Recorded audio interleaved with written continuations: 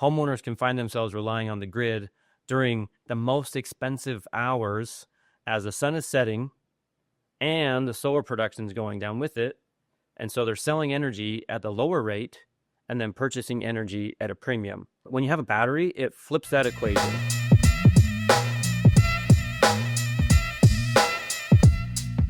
Today we're answering one of the biggest questions we get from Arizona homeowners, which is adding a battery to your existing solar system really worth it, or when you get solar? So let's jump in.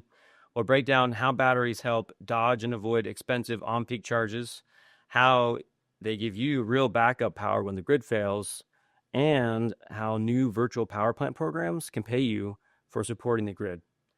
Much of what we'll cover builds on our last video about utility rates and solar. So if you want more background on how utilities structure their billing and why batteries are quickly becoming essential, check the links in the description below.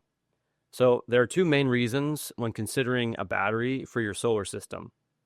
There's the economic savings, avoiding the expensive utility rates, and of course, backup power, keeping the lights on when the grid fails for the critical appliances. The U.S. grid is aging. It's under a massive strain from rising demand and even sometimes extreme weather. In some places like California, for example, utilities schedule planned brownouts, mainly because the population is so high. It makes the demand on the grid really high. So sometimes the supply isn't enough, which makes you wonder why their power costs so much, right? But imagine getting an email that your neighborhood will lose power on a random day for 6 to 8 hours. What would you do? So batteries were only a necessity in these high demand markets, but now today, demand is spiking across the U.S., mainly due to these data centers that are coming online in the coming years to support the AI industry. Historically, solar panels on their own, they were the complete solution. They lowered your energy bills, they locked in long-term savings, and this really worked because utilities, they'd credit you every kilowatt hour that your panels exported at the same retail rate that you paid to buy it back. But this model is disappearing. So a lot of utilities now have what's called net billing. So exported power might be worth less than what you'd pay the utility company for that same power. So combine that with utilities have what's called time of use rates. Homeowners can find themselves relying on the grid during the most expensive hours as the sun is setting and the solar production is going down with it. And just as homeowners are getting home, and so they're selling energy at the lower rate and then purchasing energy at a premium.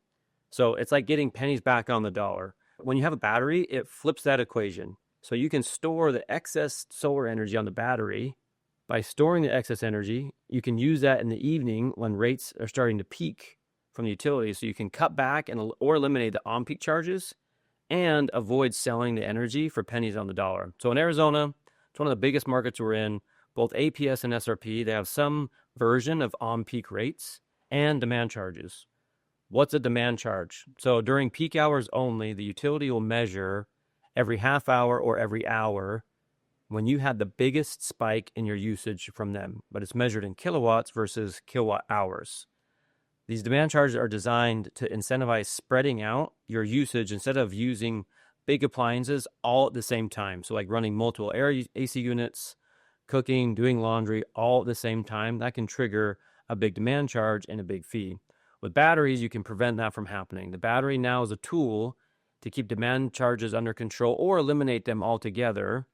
And with net billing changes also matter because APS, for example, they'll credit exported power at about 6 cents a kilowatt hour, regardless of when you send them power.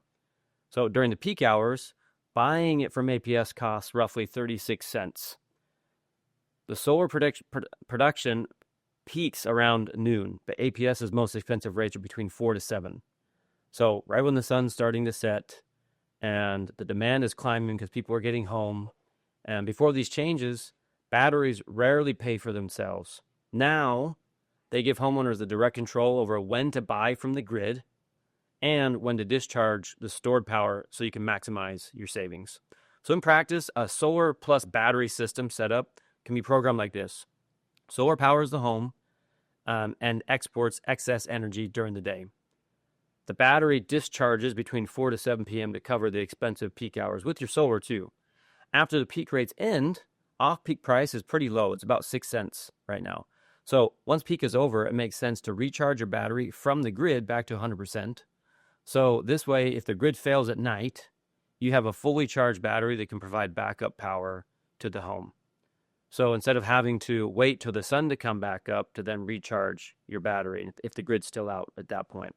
So with a battery, you're kind of like an energy trader.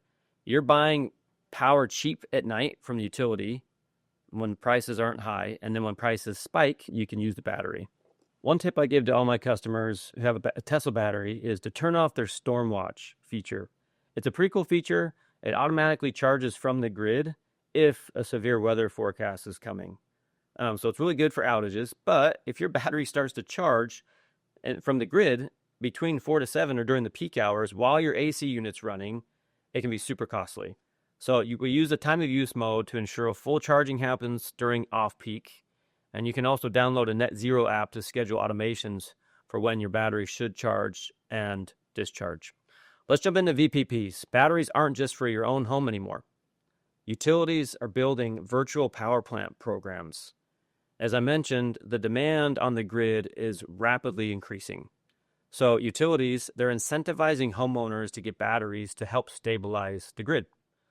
For example, in Tucson Electric Power, TEP, it's rolling out now. APS and SRP will roll theirs out later this year or next year. So TEP enrolled homeowners can earn up about $700 per year per battery by letting TEP draw limited power from their battery during outages or during peak events. Users now have the revenue stream that helps pay for their battery faster. And, of course, it helps support your community for more energy resilience. So adding battery is no longer just a nice-to-have thing.